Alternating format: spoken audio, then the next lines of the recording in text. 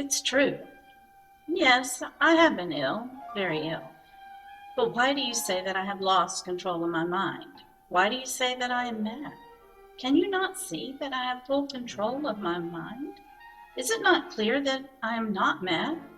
Indeed, the illness only made my mind and my feelings, my senses stronger, more powerful. I could hear sounds I had never heard before. I heard sounds from heaven, and I heard sounds from hell. Listen, listen, and I will tell you how it happened. You will see, you will hear how healthy my mind is. It is impossible to say how the idea first entered my head. There was no reason for what I did. I did not hate the old man. I even loved him. He had never hurt me. I did not want his money. I think it was his eye. His eye was like the eye of a vulture, the eye of one of those terrible birds that watch and wait while an animal dies, and then fall upon the dead body and pull it to pieces to eat it. When the old man looked at me with his vulture eye, a cold feeling went up and down my back.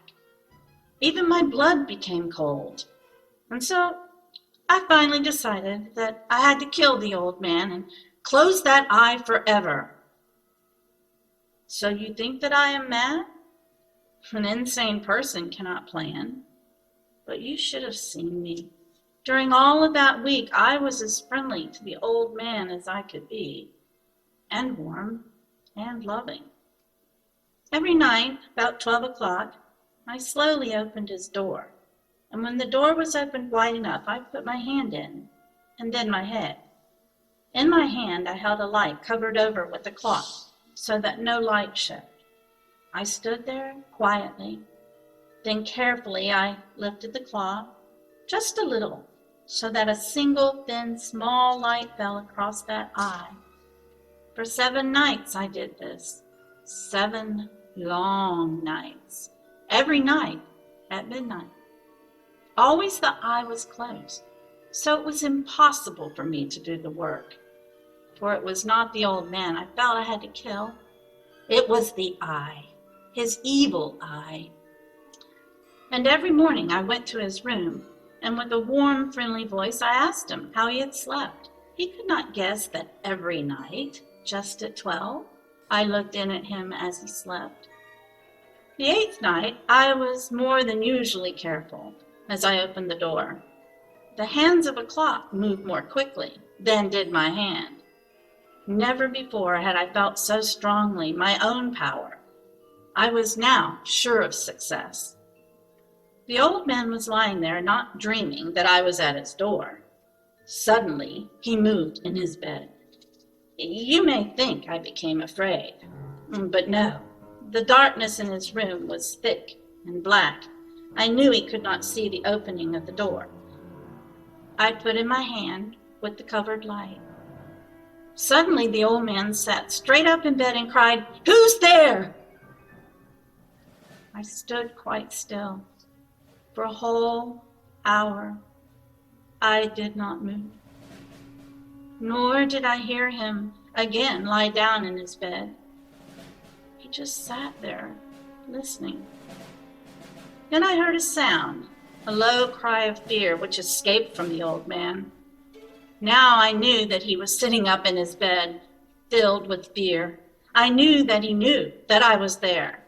He did not see me there. He could not hear me there. He felt me there. Now he knew that death was standing there. Slowly, little by little, I lifted the cloth until a small light escaped from under it to fall upon that vulture eye. It was open, wide open, and my anger increased as it looked straight at me. I could not see the old man's face, only that eye, that hard blue eye, and the blood in my body became like ice. Have I not told you that my hearing had become unusually strong? Now I can hear a quick, low, soft sound, like the sound of a clock heard through a wall. It was the beating of the old man's heart. I tried to stand quietly, but the sound grew louder. The old man's fear must have been great indeed, and as the sound grew louder, my anger became greater and more painful. But it was more than anger. In the quiet night, in the dark silence of the bedroom, my anger became fear.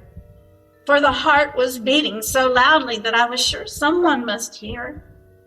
The time had come. I rushed into the room, crying, "Die! Die!"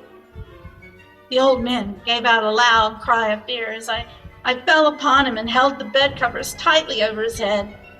Still his heart was beating. But I smiled as I felt that success was near. For many minutes that heart continued to beat. But at last the beating stopped. The old man was dead. I took away the bed covers and held my ear over his heart. There was no sound. Yes, he was dead. Dead as a stone. His eye would trouble me no more. So I am mad, you say? You should have seen how careful I was to put the body where no one could find it. First, I cut off the head, then the arms and the legs. I was careful not to let a single drop of blood fall on the floor. I pulled up 3 of the boards that formed the floor and put the pieces of the body there. Then I put the boards down again, carefully, so carefully that no human eye could see that they had been moved. As I finished this work, I heard that someone was at the door. It was now 4 o'clock in the morning, but still dark. I had no fear, however, as I went down to open the door. 3 men were at the door, 3 officers of the police. One of the neighbors had heard the old man's cry and had called the police. These 3 had come to ask questions. I asked the policeman to come in. The cry, I said, was my own, in a dream. The old man, I said, was away. He had gone to visit a friend in the country. I took them through the whole house, telling them to search it all, to search well. I led them finally into the old man's bedroom. As if playing a game with them, I asked them to sit down and talk for a while. My easy, quiet manner made the policemen believe my story. So they sat talking with me in a friendly way. But although I had answered them in the same way, I soon wished that they would go. My head hurt, and there was a strange sound in my ears. I talked more and faster, and the sound became clearer, and still they sat and talked. Suddenly, I knew that the sound was not in my ears. It was not just in my head. At that moment, I must have become quite white. I talked still faster and louder, and the sound, too, became louder. It was a quick, low, soft sound, like the sound of a clock heard through a wall, a sound I knew well. Louder it became, and louder. Why did the men not go? Louder and louder, and I stood up and walked quickly around the room. I pushed my chair across the floor to make more noise to cover that terrible sound. I talked even louder, and still the men sat and talked and smiled. Was it possible that they could not hear? No, they heard. I was certain of it. They knew. Now it was they who were playing a game with me. I was suffering more than I could bear from their smiles and from that sound. Louder, louder, and louder, and suddenly I could bear it no longer. I pointed at the boards and cried, "Yes, yes, I killed him.